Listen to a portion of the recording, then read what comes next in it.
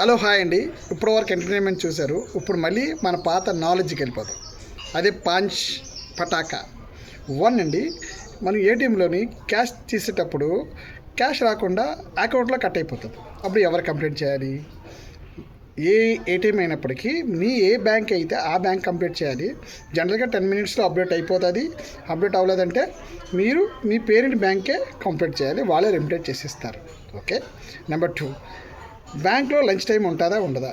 ఉండదండి. Reserve bank of India lunch time తీశారు. వాళ్ళు రొటేషన్ చేస్తారు కస్టమర్ల కోసం. మీకు ఎప్పుడైనా అర్జెంట్ అయితే మీరు వాళ్ళు అడిగి వర్క్ చేయించుకోవచ్చు, లేదా కంప్లైంట్ కూడా చేయొచ్చు వాళ్ళ మీద.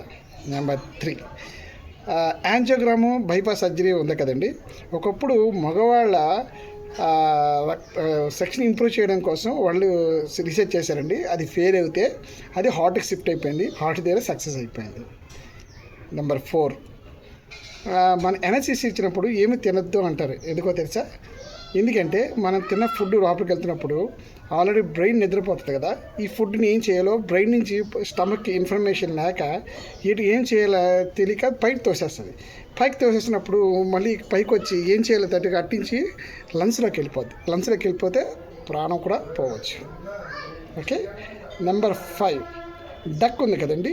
డక్ ఎప్పుడైనా ఇలా పుట్టగానే 5 మినిట్స్లో ఎవరు చూస్తుందో వాళ్ళే మదర్ కింద ఫీల్ అవుతుంది. అది యానిమల్ అవ్వచ్చు, మనుషులు అవ్వచ్చు, ఎవరైనా సరే.